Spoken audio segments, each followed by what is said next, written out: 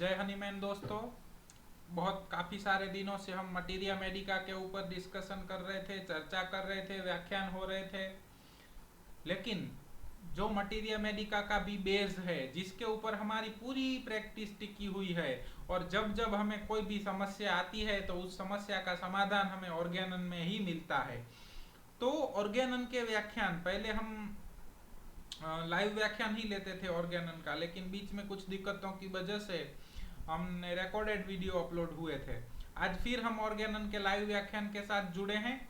तो हर ऑर्गेनन के व्याख्यान की शुरुआत हम एक श्लोक के साथ करते हैं। तो आज के व्याख्यान की शुरुआत भी एक श्लोक के साथ। शुभम करोति कल्याणम आरोग्यम धन संपदा शत्रु बुद्धि विनाशाय दीपकाय नमोस्तुते। अर्थात मैं दीपक के प्रकाश को प्रणाम करता हूँ, जो शुभता, स्वास्थ्य और समृद्धि लाता है, जो अनैतिक भावनाओं को नष्ट करता है। बार बार दीपक के प्रकाश को प्रणाम करता हूँ। आप हमारी वेबसाइट के साथ भी हमसे जुड़ सकते हैं, www.homeopathicgurukul.com। मुलाकात लीजिए, वहाँ से सीधा कांटेक्ट कर सकते हैं। अभी तक हमने 36 एपोरिज्म्स देखे, एक एपोरिज्म देखते गए। मास्टर हनीमैन हमें क्या कहना चाहते हैं वो हम देखते गए। उसका एक एक शब्द का क्या प्रयोजन है, अब तक हम उसको क्या समझ रहे थे और हकीकत में हमें क्या समझना चाहिए। फिलोसॉफी इसी को कहते हैं ना। फिलोसॉफी एक ऐसी आर्ट है जो भी पढ़ता है ना, उसको लगता है ये तो मैं जानता हूँ, ये तो मुझे पता है, लेकिन वो कवर्ड होता है। ओरिजिनली जो ऑथर जिसने लिखा है वो क्या कहना चाहते हैं वो हमें देखना होता है। हर बंदे को ऐसा ही लगता है। ये हमारा जो गुरुकुल है वो भी इसी तरीके से डिजाइन किया हुआ है। 2 3 4 व्याख्यान देखेंगे तो किसी को भी लगेगा हो हमें मटीरियल आने लगी, हमें प्रैक्टिस भी आने लगी, बहुत कॉन्फिडेंट हो जाते हैं। उसके बाद जिसको सब प्रोटोकॉल आ गए तो उनको ऐसा लगता है कि हो प्रोटोकॉल आ गए, मुझे तो सब कुछ आने लगता है। जिसको उससे आगे आ गया, हर एक स्टेप के ऊपर आपको ऐसा लगने लगता है कि मुझे आ गया, मैं तो सब कुछ जान गया। बस जब हमें ये फीलिंग आने लगती है कि मुझे आ गया और मैं सब कुछ जान गया, हमारी सीखने की प्रक्रिया बंद हो जाती है। और यही हमने पाया है कि पहले व्याख्यान से शुरू किया है और अब जो भी व्याख्यान हो रहे हैं तो अभी तक तकरीबन 8-10 लोग ही हैं जो कंटिन्यूअस जुड़े रहे हैं। बाकी के लोग आते हैं जाते हैं, आते हैं जाते हैं, बिना समर्पण के ज्ञान नहीं मिलता है। और ये फिलोसॉफी ऐसी आर्ट है, हर बार हमें ऐसा लगने लगता है कि हो हमें आ गया। इसमें साथ साथ पर्सनल डेवलपमेंट भी करना होता है। सो क्या कहते हैं हनीमैन एपोरिज्म नंबर 37 के अंदर। सो एपोरिज्म 37, so also under ordinary medical treatment an old chronic disease remain uncured and unaltered if it is treated according to the common allopathic method, that is to say with medicines that are incapable of the producing in healthy individual a state of health similar to the disease, even through the treatment should last for years and is not of too violent character. This is daily witnessed in the practice. It is therefore unnecessary to give any illustrative examples. Hahnemann क्या कहते हैं? Under ordinary medical treatment, ordinary मतलब जो commonly चल रहा है, उस medical treatment के अंदर जो पुराने क्रॉनिक डिसीज हैं वो अनक्योर और अनएल्टर्ड ही रह जाते हैं, उनको वो मेडिसिन टच ही नहीं करती हैं।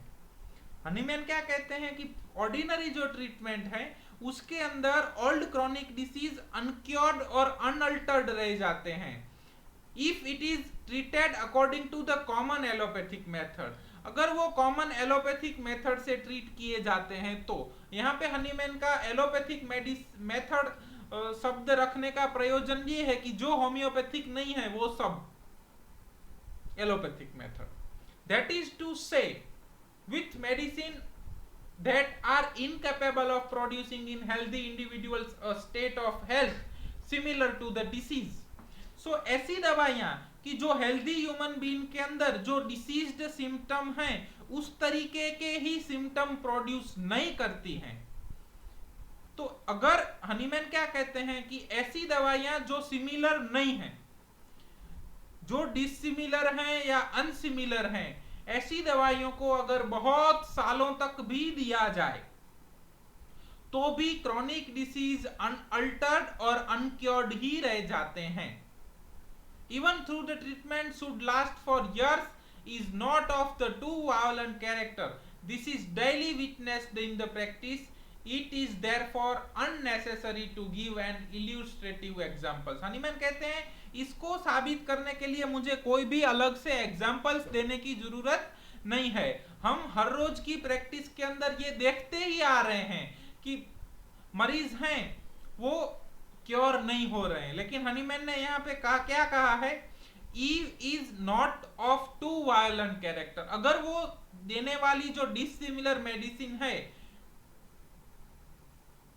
उसके सामने वो वायलेंट कैरेक्टर वाली नहीं है, मतलब अगर उसको हाई डोज में दिया जाए या क्रूड डोज में दिया जाए तो वो वायलेंट कैरेक्टर वाले डिसीज पैदा कर सकती है। और डिसीज भी अगर माइल्ड कैरेक्टर का है तो यहां पे हनीमैन बात करते हैं लॉ ऑफ मिनिमम की। इसीलिए हनीमैन ने यहीं से हमें कहा कि आप मेडिसिन कैसे पावर में दो, कम पावर में दो, जितना हो सके उतना कम पावर के अंदर मेडिसिन दो, कम से कम फिजियोलॉजिकल मॉलिक्यूल्स जाएं, ताकि अगर आपकी मेडिसिन डिसिमिलर है या अनसिमिलर है तो भी क्या होगा, जो क्रॉनिक डिसीज है वो अनक्योर्ड एंड अनअल्टर्ड रहेगा। लेकिन अगर आपका पावर ज्यादा है, आपने जो डिसिमिलर दवाई दी है वो स्ट्रॉन्ग कैरेक्टर की है, तो क्या होगा, क्या होगा,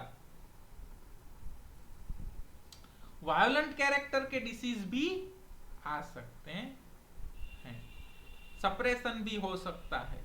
इसीलिए हनीमैन ने कहा लॉ ऑफ मिनिमम, कम से कम डोज दीजिए। तो पहले हमने देखा कि एक तो होम्योपैथिक दवाइयां अगर सिमिलिमम हैं तो ही इफेक्ट करेंगी, अगर कम स्ट्रेंथ की हैं तो जहां पे two dissimilar disease meet in the body and जो अगर दो डिसिमिलर डिसीज बॉडी के अंदर मीट हुए और अगर नया आने वाला कमजोर है तो पुराना डिसीज उसको आने ही नहीं देगा। सो पहली संभावना वही है कि अगर आपने मेडिसिन दी वो आप कम पावर में देते हैं तो आपका मेडिसिनल डिसीज कमजोर है, और कमजोर है तो वो अफेक्ट ही नहीं कर पाएगा। इसीलिए हनीमैन कहते हैं कि अगर कमजोर मेडिसिन को बहुत दिनों तक, बहुत सालों तक भी अगर कमजोर डिसिमिलर मेडिसिन को दिया जाए तो भी क्रॉनिक डिसीज अनक्योर्ड एंड अनअल्टर्ड रहते हैं।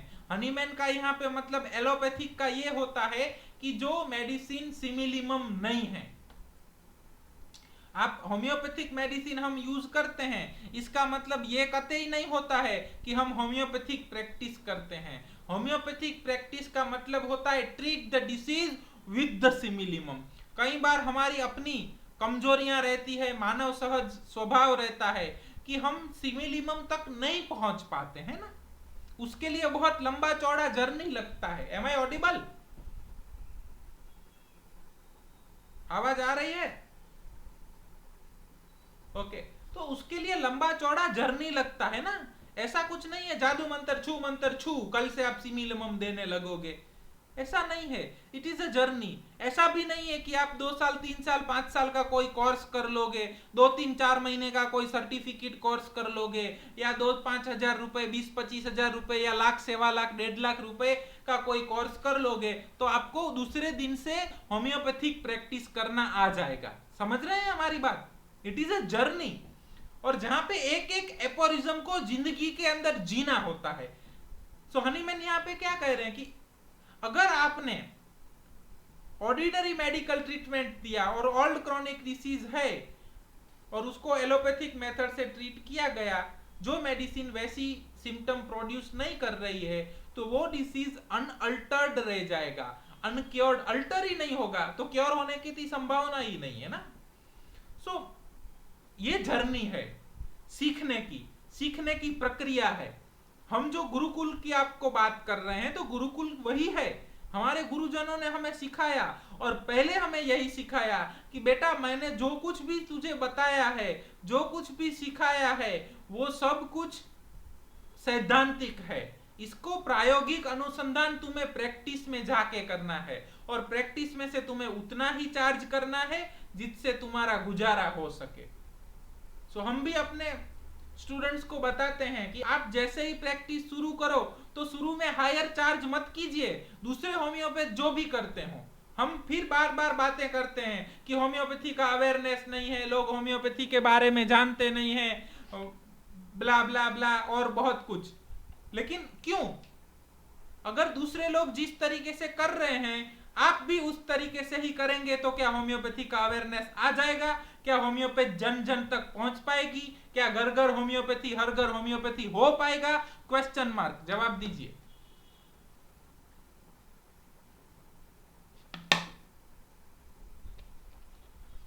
जिस तरीके से दूसरे होम्योपैथ अभी तक करते आए हैं उसी तरीके से अगर आप और हम करने लगे तो मिशन ऑफ फिजिशियन सक्सेसफुल हो पाएगा। सो गुरुकुल का पहला यह सिद्धांत है कि आप गुरुकुल में गुरु के साथ रह के नहीं सीख रहे हैं। हम भी वहां पे साथ रह के बहुत दिनों तक साथ रहने का मौका नहीं मिला है तो नहीं सीखे हैं, तो वहां से हम कम प्रैक्टिकल सीख के निकले हैं, हमें ये सब चीजें मालूम नहीं होती हैं। तो मरीज हमारे पास आता है ना, उसका भी धन्यवाद करो। आप जितना आपका घर चले उतना ही चार्ज करो, जब तक आप पूरे का पूरा जितना सैद्धांतिक ढांचा है उसका प्रायोगिक अनुसंधान न सीख लें। उसके बाद आप एक बार कॉन्फिडेंट है कि नहीं, आपने आपके गुरु ने बोला कि नहीं अब आपको सब कुछ आ गया है और उसके बाद आप चार्ज करते हैं, वो दूसरे नंबर की चीज है। काफी सारे लोगों के लगता है कि हमने उनकी प्रैक्टिस में इंटरफियर किया, चार्ज क्या लेना चाहिए ये उनका अपना मैटर है, हम उससे एग्री हैं। लेकिन अगर जब तक हम सीख रहे हैं, हमारा सीखने का प्रोसेस शुरू है, तब तक हमारे गुरुओं की यही हमें आज्ञा है कि चार्ज एक लिमिटेड ही होना चाहिए, क्योंकि ये सब चीजें हमें नहीं मालूम है। हम उसको हर बार हर मरीज को सिमिलिमम नहीं दे पाते हैं और ये हमारा वीकनेस है। तो हमारा जो वीकनेस है उसके लिए हम जिम्मेदार हैं, हम उसके लिए भी पेशेंट के पास से चार्ज नहीं कर सकते हैं। क्लियर? एपोरिज्म 37 के अंदर किसी को कुछ ना समझ आया हो? Ordinary medical treatment, chronic disease, allopathic, ये सब शब्द आगे आ चुके हैं, फिर भी डिस्प्ले के ऊपर हैं, तो अगर आपको पढ़ना है तो आप पुश करके पढ़ सकते हैं। मेडिसिन, डिसीज और एक नया शब्द है इल्यूस्ट्रेटिव एग्जाम्पल्स। तो इल्यूस्ट्रेटिव का मतलब होता है हेल्पिंग टू एक्सप्लेन और प्रूव समथिंग। हनीमैन कहते हैं कि अगर आपकी मेडिसिन सिमिलिमम नहीं है और वो बहुत ज्यादा पावर में नहीं दी गई है तो वो क्रॉनिक डिसीज को ना ही अल्टर कर पाती है और ना ही क्योर कर पाती है। इसके लिए इसको साबित करने के लिए मुझे कोई एग्जाम्पल देने की जरूरत नहीं है, ये हर रोज की डे टू डे प्रैक्टिस के अंदर साबित हो ही रहा है। क्लियर? एपोरिज्म 37 के अंदर किसी को कुछ ना समझ आया हो, ऐसा हो तो पूछ सकते हैं। मेरी आवाज आ रही है आप तक?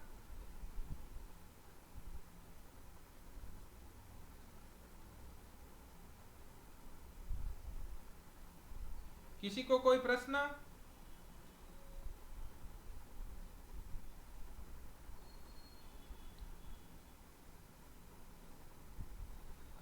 ओके, तो ये गुरुकुल के सिद्धांत हैं। हम आपको होम्योपैथी भी बताते जा रहे हैं, मास्टर हनीमैन भी क्या कहना चाहते हैं हम जितना समझे हैं वो आपको बताते जा रहे हैं। और क्यों हम आपको बता रहे हैं कि कम चार्ज कीजिए? क्यों? क्योंकि आप जो भी यहाँ से थियोरिटिकल टर्म्स सीखते हैं उसका प्रैक्टिकल अनुभव हमारे पास नहीं है, हमारे यानी हमारे पास भी और आपके पास भी। तो जब तक आप उसका प्रायोगिक अनुसंधान कर रहे हैं तब तक हमें ऐसा लगता है कि हमें कोई एक्स्ट्रा चार्ज करने का हक नहीं है। और जो ज्ञान हमें प्रभु कृपा से मुफ्त में मिला है उस ज्ञान का हम क्या चार्ज करें? हमको भी उसका चार्ज करने का कोई हक नहीं है। और इसी बात के ऊपर, इसी सिद्धांत के ऊपर गुरुकुल खड़ा है। सो एपोरिज्म नंबर 38, और the new dissimilar disease is the stronger. पहली बार हमने देखा कि अगर न्यू डिसिमिलर डिसीज वीकर है तो क्या होगा? क्या होगा? दो डिसीज हैं जिसमें न्यू डिसीज इज वीकर। आगे एपोरिज्म 32, 33, 34 में हमने यही देखा है, 35, 36। बोलिए, बताइए, अगर न्यू डिसीज वीकर है और ऑल डिसीज स्ट्रॉन्गर है, तो क्या संभावना बनेगी?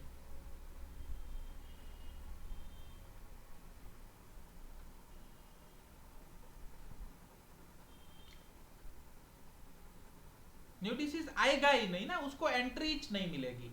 आपका एक ही दरवाजा है और दरवाजे के अंदर एक मोटा आदमी खड़ा है, तो वो पतले आदमी को अंदर घुसने देगा? नहीं देगा ना। तो उसी तरीके से अगर ओल्ड डिसीज स्ट्रांग है और न्यू डिसीज वीक है, तो क्या होगा?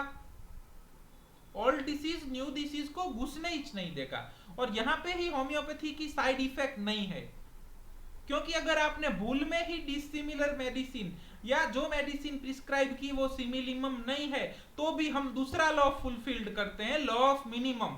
हमारी दवाइयां के अंदर बहुत कम फिजियोलॉजिकल पावर होती है और बहुत कम डोज में हम दवाइयां देते हैं। सो लॉ ऑफ मिनिमम के कारण अगर वो डिसिमिलर है और उसकी संभावना क्या बनेगी कि वो ओल्ड डिसीज से वीक है, तो होम्योपैथी का कोई आड असर नहीं होगा, क्योंकि वो जो भी क्रॉनिक डिसीज है वो अनअल्टर्ड रह जाएगा। क्लियर? होम्योपैथिक प्रैक्टिस के साइड इफेक्ट्स नहीं है।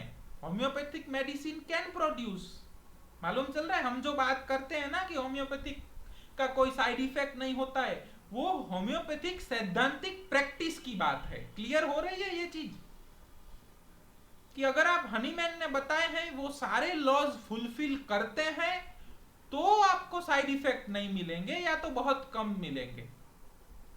अगर आप जैसे तैसे आपको जैसे मजा आए वैसे होम्योपैथिक दवाइयों का यूज करते हैं, तो दे कैन प्रोड्यूस। हम उसके बारे में, हमें कोई अनुभव नहीं है, हम नहीं बता सकते। क्लियर? और दूसरी संभावना, पहली संभावना थी कि जिसमें मोटा आदमी दरवाजे में खड़ा था तो वो पतले को आने नहीं देगा। अब दूसरी संभावना है कि पतला आदमी दरवाजे में खड़ा है और मोटा आदमी आके दरवाजे में ही खड़ा रहता है, तो क्या होगा?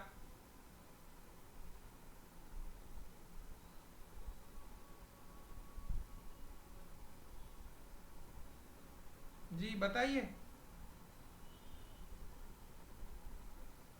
हाँ, मोटा मोटा आदमी है वो दरवाजे में आ जाएगा और वो क्या करेगा, किस तरीके से अंदर आएगा? वो क्या करेगा पतले को? पतला दरवाजे में ही खड़ा है। वेरी गुड, पतले को दबा देगा ना।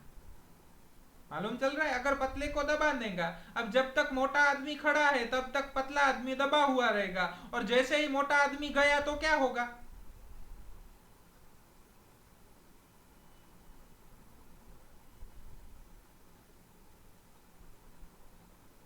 क्या होगा? सोचिए, philosophy it is ability to think. हम उस परंपरा से आते हैं जहां पे सिर्फ सोचना नहीं, क्या सोचना वो भी सिखाया जाता है।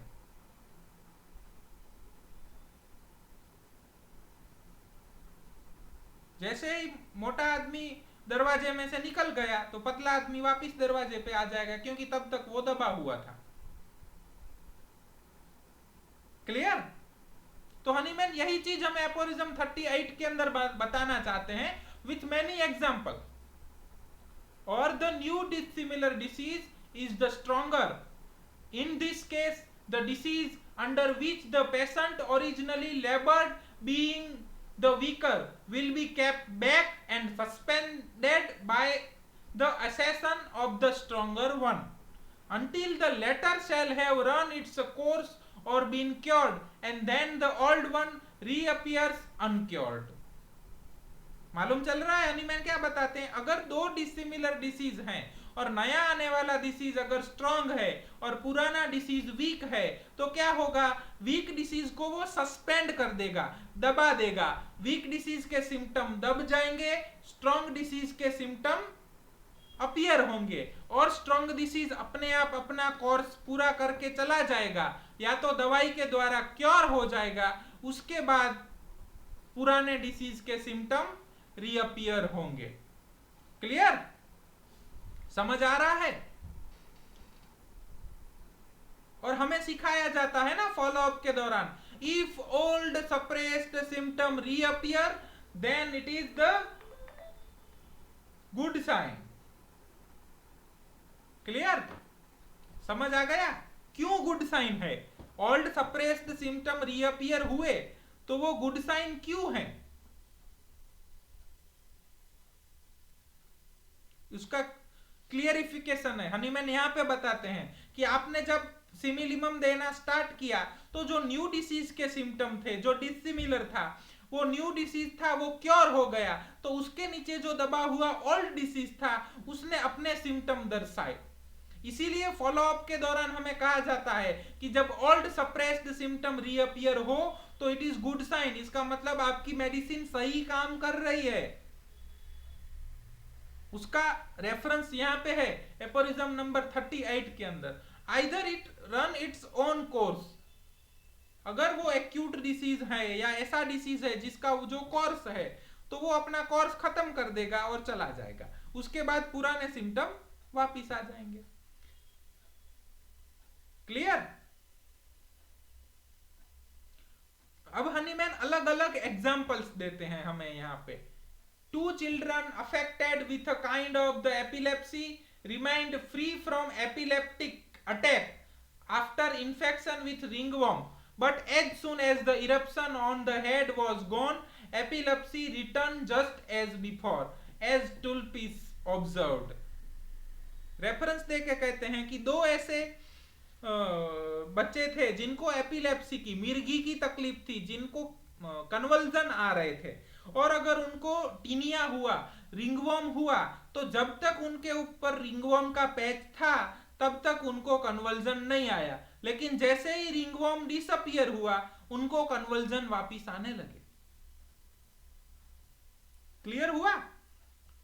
इसी को हमें हनीमैन के एक वाक्य से जोड़ना है कि two dissimilar disease meet in the body and new disease is the strong, then it suspended the older one until the latter shall have run its course or been cured. जब तक ringworm के अंदर ताकत थी, ringworm था, तब तक उसने एपिलेप्सी को दबा के रखा था। जैसे ही रिंगवर्म चला गया एपिलेप्सी कूद के वापस आ गया। क्लियर? समझ आ रहा है? रिप्लाई तो कीजिए, जितने भी 12-15 लोग हैं मैसेज कर सकते हैं। अगर समझ नहीं आ रहा है तो पूछिए, क्योंकि ये फिलोसॉफी है। हर बंदा यहाँ पे बॉर्न फिलोसोफर है, सबको ऐसा ही होगा, ये तो मुझे मालूम है, ये तो सिंपल है, ऐसा तो होता है। लेकिन जब हमारे सामने प्रैक्टिस में आता है तब हम इसको भूल जाते हैं।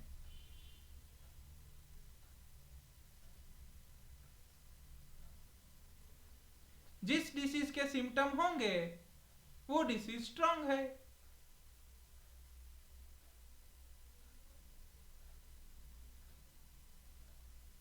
जी पूछिए।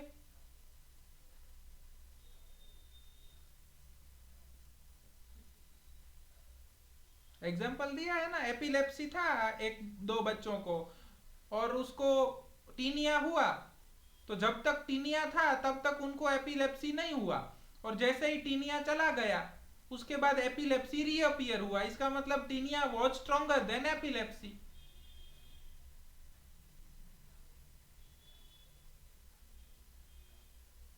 अगर टीनिया एपिलेप्सी से वीकर होता तो टीनिया होता ही नहीं। क्लियर?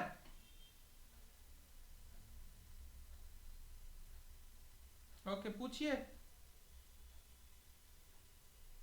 क्वेश्चन था किसी को?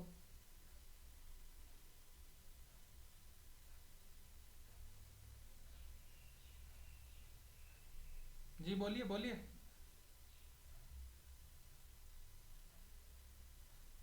एपोरिज्म 38 इतना ही था, आगे सब हनीमैन ने एग्जाम्पल्स दिए हुए हैं।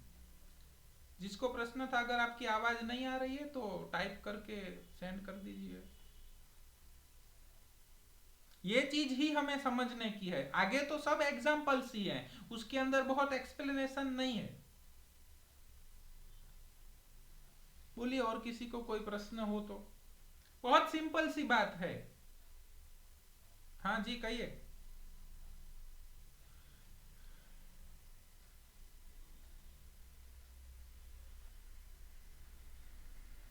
हाँ, हो जाएगा ना। अब इनका क्वेश्चन ऐसा है कि अगर हमने सिमिलिमम दी और उससे टीनिया ठीक हो गया, तो उससे कन्वर्जन भी ठीक हो जाएगा। इसके ऊपर बहुत सारे प्रश्नार्थ चिन्ह हैं। पहली बात, सब हमारे ये जो भी नियम हम बोल रहे हैं वो हर जगह पे लागू नहीं होंगे। कुछ मरीजों के अंदर उसी मेडिसिन से कन्वर्जन ठीक होगा, कुछ मरीजों के अंदर मेडिसिन चेंज भी करनी पड़ सकती है।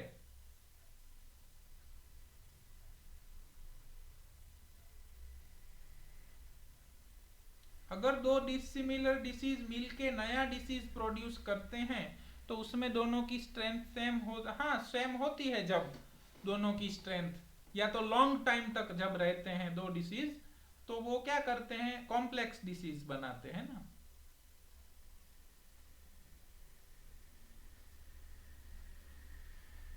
क्लियर? या तो लॉन्ग टाइम के लिए रहने चाहिए या तो सेम स्ट्रेंथ के होने चाहिए।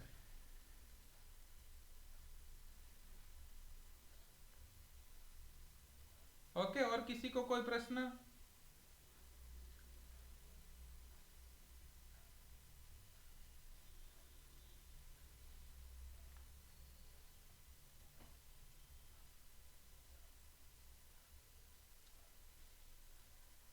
डिसिमिलर का मतलब होता है जो सिमिलर नहीं है, डिफरेंट है, अलग है।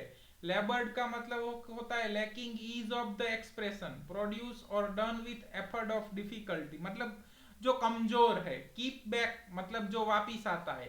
Suspended, to stop something from being active either temporary और परमानेंटली। सो टेम्पररली वो सस्पेंड होता है, जो डिसीज होता है ना वो। accession, something added, a new item added to the exciting one। तो ये सब शब्द हैं जो नए आए हैं। एपिलेप्सी और रिंगवर्म को आप जानते ही हैं। दूसरा एग्जांपल देते हैं। The itch as cough saw disappeared on the occurrence of the scurvy, but after the cure of the latter it again broke out। So also the pulmonary phthisis remains stationary when the patient was attacked by the violent typhus, but went on again after the latter had run its course। और example देते हैं कि etch, scoff का etch था तो वो disappear हो गया स्कर्वी होने पर, लेकिन जैसे ही स्कर्वी का कोर्स खत्म हुआ तो इच वापिस रीअपियर हुई। उसी तरीके से दूसरा एग्जांपल है कि पल्मोनरी टीबी था, तो अगर किसी पेशेंट को पल्मोनरी टीबी है और उसको टाइफाइड होता है, तो जब तक टाइफाइड होगा तब तक टीबी सस्पेंडेड रहेगा। जैसे ही टाइफाइड का अपना कोर्स खत्म होगा या तो टाइफाइड क्योर हो जाएगा, उसके बाद टीबी फिर से आ जाएगा। क्लियर? इसमें किसी को कुछ ना समझ आया हो ऐसा?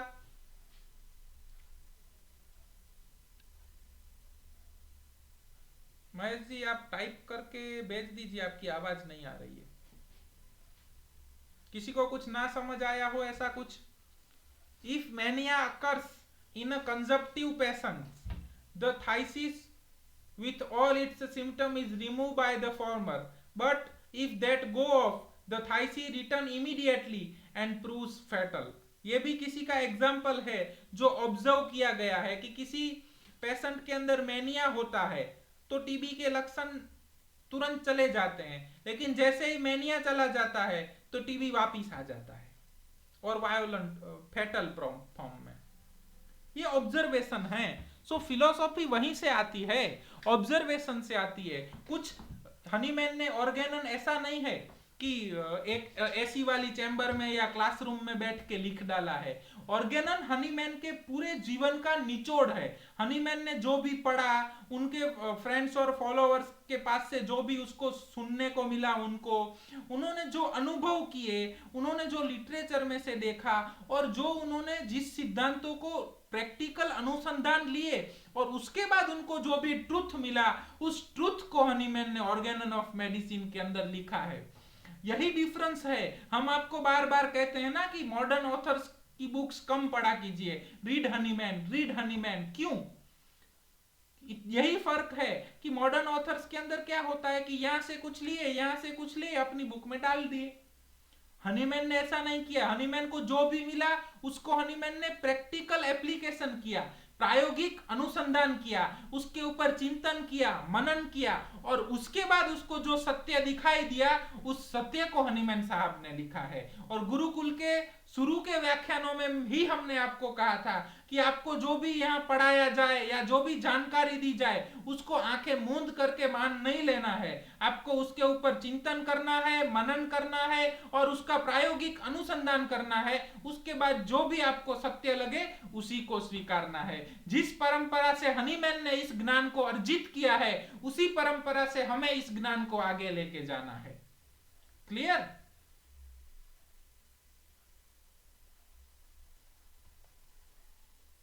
Etch, scurvy, phthisis and stationary, इन सब शब्दों से आप परिचित हैं, फिर भी इनका मीनिंग यहाँ पे हमने दिया हुआ है।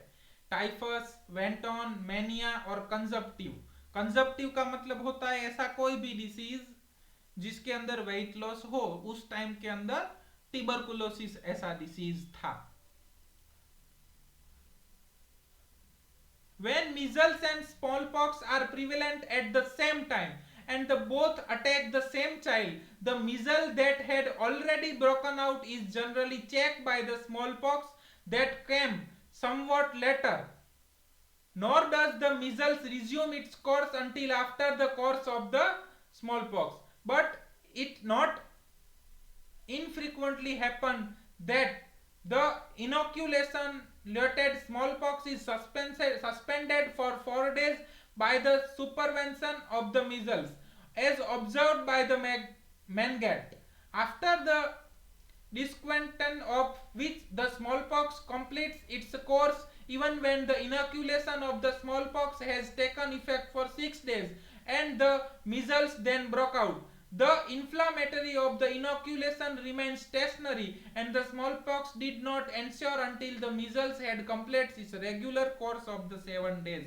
यहाँ पे फिर से हनीमैन ने किसी का एग्जाम्पल दिया है कि जहाँ पे एक ही चाइल्ड को स्मॉल पॉक्स भी होते हैं और मिजल्स भी होते हैं, तो वहां पे क्या होता है। ये सब एग्जाम्पल उस टाइम के अंदर बहुत इफेक्टिव थे। अब स्मॉल पॉक्स और मिजल दोनों ही कम होने लगे हैं और साथ में तो बहुत कम होने लगे हैं। डिसीज का कैरेक्टर भी धीरे धीरे बदलने लगा है। तब टीबी का दौर था, अब कैंसर और डायबिटीज का दौर चल रहा है। लेकिन हनीमैन इसके द्वारा भी यही समझाना चाहते हैं कि मिजल्स पहले होता है, उसके बाद स्ट्रॉन्ग स्मॉल पॉक्स आता है। तो स्मॉल पॉक्स जब तक अपना कोर्स खत्म नहीं कर देता तब तक मिजल्स वहां पे सस्पेंडेड रहता है। जैसे ही स्मॉल पॉक्स का 7 दिनों का कोर्स खत्म होता है मिजल्स अगेन रीअपियर हो जाता है। क्लियर? ये एग्जांपल अभी इस धरातल के ऊपर इसकी अभी बहुत कुछ महत्वता नहीं रह गई है, इसीलिए हम डिटेल में नहीं ले रहे हैं।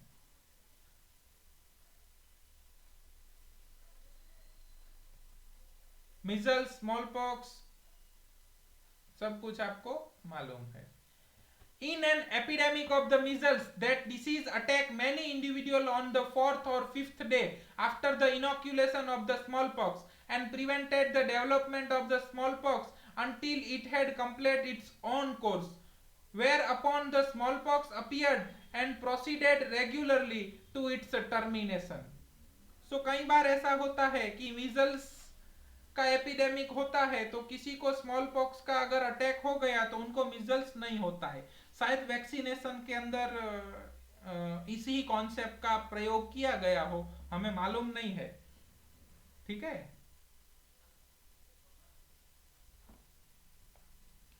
The truth, smooth erysipelas looking scarlatina of the syndrome with sore throat was checked on the 4th day by the eruption of the cowpox, which ran its regular courses and not till it was ended in the scarlatina again established itself.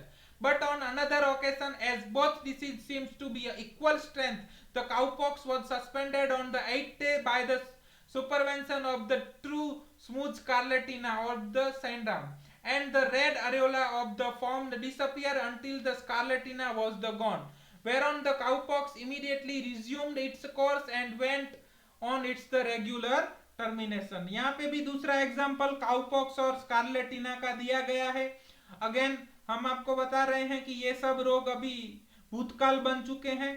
सो इसके ऊपर से हमें इतना ही, Hahnemann सबको सब example क्यों दे रहे हैं कि वो हमें समझाना चाहते हैं कि अगर स्ट्रॉन्गर डिसीज, जो डिसिमिलर डिसीज अगर बॉडी के अंदर मीट होते हैं और स्ट्रॉन्गर डिसीज अगर वीक मतलब पूरा पीछे से आने वाला डिसीज अगर स्ट्रांग है तो वो पहले वाले डिसीज को दबाएगा, और अगर पीछे वाला डिसीज क्योर हुआ या तो उसका कोर्स खत्म हुआ, उसके बाद पहले वाले डिसीज के सारे सिम्टम्स वापिस रीअपियर होंगे. इतना ही हमें समझना है. एरिसिपेलस और स्कारलेटिना की डेफिनेशंस दी हुई हैं.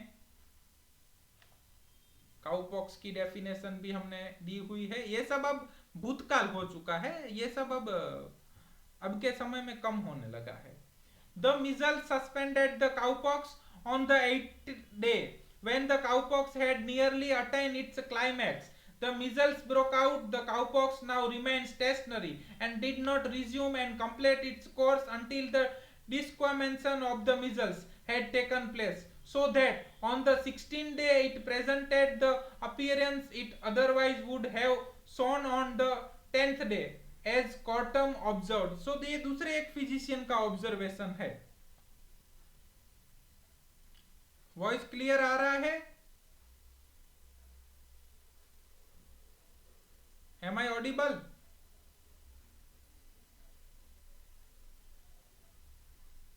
ओके. सो ये दूसरा एग्जाम्पल है उसी चीज में. आगे मालूम चल रहा है, ये हनीमैन एग्जाम्पल्स दे रहे हैं, हम इसके ऊपर ज्यादा फोकस नहीं कर रहे हैं. हम फोकस उस चीज के ऊपर कर रहे हैं जहां पे हनीमैन कह रहे हैं कि अगर दो डिसिमिलर डिसीज बॉडी के अंदर मीट हो रहे हैं और अगर नया आने वाला स्ट्रांग है तो वो पुराने वाले को कुछ दिनों के लिए दबा देगा, और अगर नए का कोर्स खत्म हो गया या नया डिसीज क्योर हो गया तो पुराने वाला वापिस रीअपियर हो जाएगा. Even after the measles has broken out, the cowpox inoculation took effect but did not run its course until the measles had disappeared. I myself saw the, Hahnemann अब खुद की बात कर रहे हैं. I myself saw the mumps immediately disappears when the cowpox inoculation has taken effect and had nearly attained its height. It was not until the complete termination of the cowpox and the disappearance of red areola that this febrile tumefaction of the parotid and submaxillary gland, that is caused by a peculiar miasm, reappeared and run its regular course of 7 days.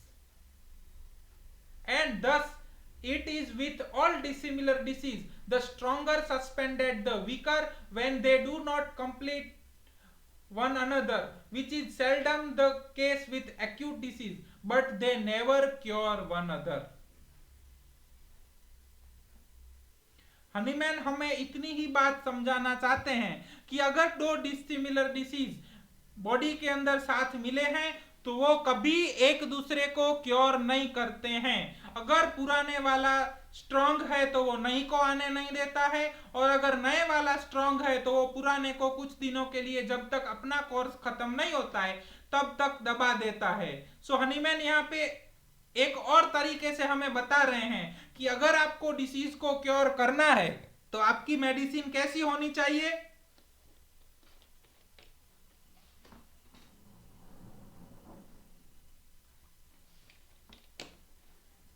Very good. कल हमने जो question answer session लिया था और उसके अंदर हम गुप्ता जी के साथ जो डिस्कशन हुआ था उसका जवाब यहां पे है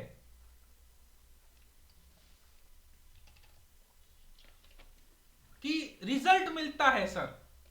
हम लोग ऐसे भी फिजिशियन देखे हैं जो 2 3 4 5 मेडिसिन साथ में यूज करते हैं, उनको भी रिजल्ट मिलता है.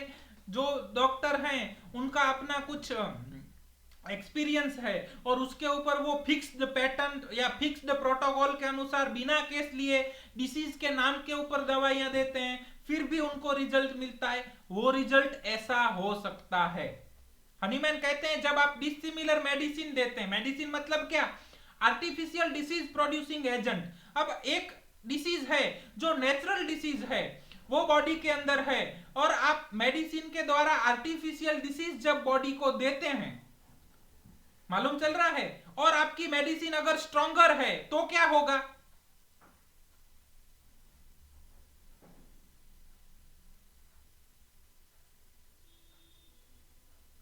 हमारे पास रिंगवर्म का मरीज आया और हमने उसको XYZ मेडिसिन दे दी, लाइक सेपिया, और हमारी मेडिसिन हमने बहुत स्ट्रॉन्ग पावर के अंदर दिया, और हमने केस लिया ही नहीं, तो हमें मालूम ही नहीं है कि वो सिमिलर है कि नहीं है, हमने ऐसे ही रिंगवर्म देख के सेपिया दिया। अब सेपिया क्या होगा उसके लिए? शायद अगर सिमिलिमम हो, एक्सीडेंटल सिमिलिमम, तो क्या होगा? According to aphorism number 26, weaker dynamic affection is permanently removed by stronger one। लेकिन वहां पे सिमिलिमम होने के चांसेस बहुत कम है, और अगर सिमिलिमम नहीं हुआ, मतलब क्या हुआ?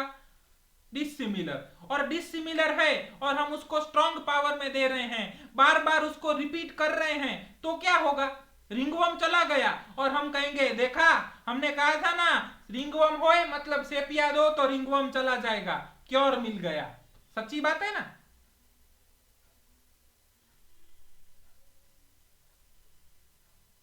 ऐसा ही होता है ना। उसी तरीके से स्किन डिसीज है, हमने सल्फर दे दिया, वो स्किन ऊपर से डिसीज चला गया। हर बार क्या सल्फर स्किन डिसीज के लिए सिमिलिमम होती है?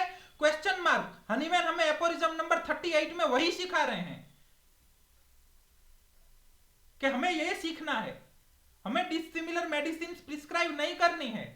कई बार ऐसा होता है कि डॉक्टर साहब जब तक दवाई लेते रहते हैं ना, तब तक अच्छा होता है, जब आपकी दवाई बंद करते हैं ना तो सिम्टम वापिस आ जाते हैं। इसका मतलब क्या हुआ?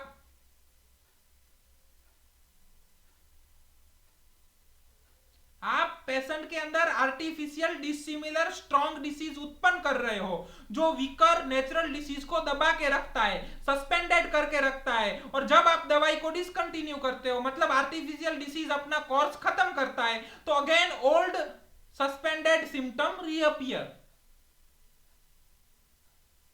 क्लियर हो रहा है? ये ग्लिम्स हैं, जो प्रैक्टिस के ग्लिम्स हैं, और ये उन्हीं लोगों के लिए है जो 40 मिनट तक ये व्याख्यान देखते हैं। बीच में डिसकंटिन्यू हो गए तो उनको ये सब समझ नहीं आएगा। ये बात आप तक पहुंच रही है, हम जो पहुंचाना चाहते हैं वो? कई बार ऐसा होता है कि हमारी दवाई जब तक चलती है ना, तब तक मरीज को अच्छा रहता है, बंद होती है तो वापिस हो जाता है। होता है ना? ऐसा नहीं होता है?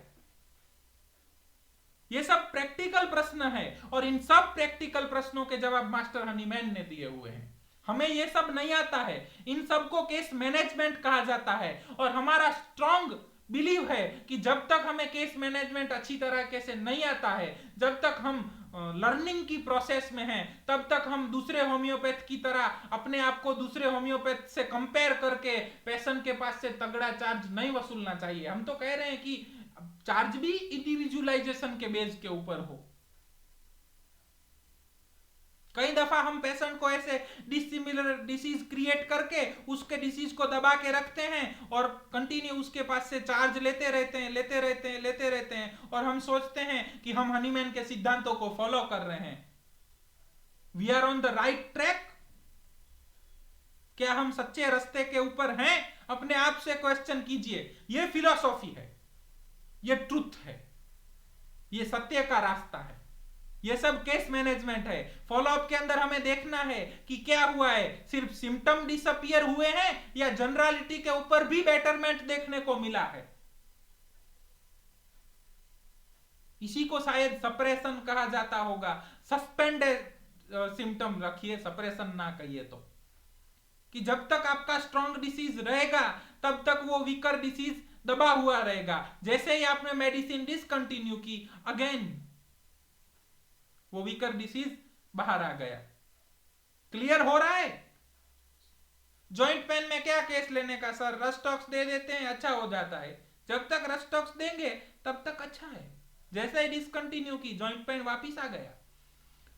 यहां पे हनीमैन हमें सिखाते हैं कि सिमिलिमम के ऊपर डटे रहना है, हर बार केस लेना है केस रिसीविंग करने के बिना दवाई प्रिस्क्राइब नहीं करना है। क्लियर हो रहा है?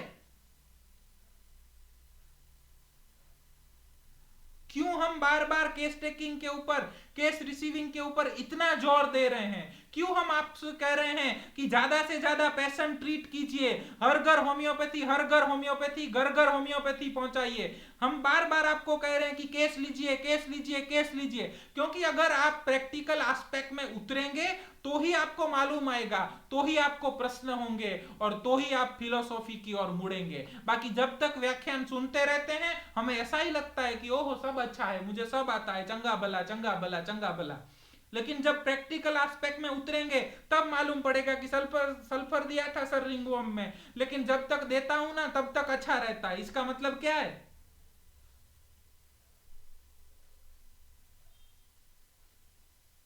क्लियर हो रहा है? जब तक हम ये सारे एस्पेक्ट क्लियर ना कर लें, हम तकरीबन 50,000 70,000 लाख पेशेंट ना देख लें, हम तब तक हमें किसी अच्छे होम्योपैथ या किसी गुरु के आश्रित रहकर ही, मतलब उनके गाइडेंस में रह के ही आगे चलना है। छोटे बड़े जो भी निर्णय लेने हैं उसके अंदर हमें उनसे गाइडेंस लेना है, अन्यथा हम अपना ट्रैक डिस्ट्रैक्ट हो जाएंगे, होम्योपैथी घर घर नहीं पहुंचेगा, हमें ऐसा लगेगा कि हम पेशेंट को क्योर कर रहे हैं, हम बोलेंगे हमें रिजल्ट मिल रहा है, लेकिन वो रिजल्ट रैपिड, जेंटल और परमानेंट रिस्टोरेशन होगा? Again question mark. क्लियर हो रहा है? हम जो बात आप तक पहुंचाना चाहते हैं, आप जो भी 10-12 लोग हैं, एक लोग होगा, एक बंदा भी अगर सीखने को राजी है तो हम अपना व्याख्यान कंटिन्यू करेंगे। समर्पण होना चाहिए जहां से सीख रहे हैं। देखिए एक नीम का पेड़ होता है ना, नीम का पेड़, उसके अंदर छोटे छोटे, कोई भी नीम का पेड़ नहीं, आप आम का पेड़ ले लीजिए, आम का पेड़ होता है तो उस आम के पेड़ में आम लगते हैं, और आम लगते हैं, बाद में पेड़ डिसाइड करेगा कि कौन सा आम पक गया है, और जो आम पक जाएगा उसको पेड़ छोड़ देगा और वो आगे जाके नया पेड़ बनाएगा। तो गुरुकुल भी वही है कि जो भी आपके गुरु हैं या आपको सिखा रहे हैं वो डिसाइड करेंगे कि अब आप नया पौधा देने के लिए सक्षम हो गए हो। आप दो आम साथ में लगे एक पेड़ के ऊपर, एक आम जल्दी पक गया तो दूसरा नहीं बोल सकता कि आपने उसको जल्दी पका दिया, मुझे भी छोड़िए। तकलीफ वहां होती है कि हम डिसाइड कर लेते हैं कि हमें सब कुछ आ गया है और हम अपने आप डिसीजन लेने लगते हैं, और तब जाके क्या होता है, हम अपने गोल से मुड़ जाते हैं, दूसरा आम का पेड़ नहीं लग सकता है। क्लियर? होप आपको एपोरिज्म नंबर 37 और 38 में कुछ सीखने को मिला होगा। अगर किसी को कोई प्रश्न है तो पूछिए।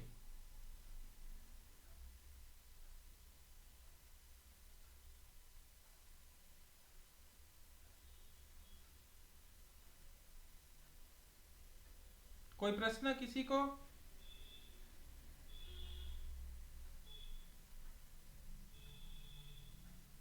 जय होम्योपैथी, जय हनीमैन।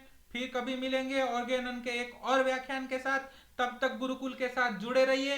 हर व्याख्यान में आपको जो बताया जाता है वैसा आचरण करेंगे ना तो ही सीख पाएंगे, सिर्फ सुन लेने से नहीं सीखा जा सकता, क्योंकि ये स्कूल ऑफ फिलोसॉफी है, ये चर्चा का नहीं चर्या का विषय है। इसमें आप अपने जीवन में आप जो भी अप्लाई करेगा उसको सीखने को मिलेगा, अप्लाई नहीं करेगा उसको लगेगा कि मुझे आ गया, लेकिन आता नहीं है।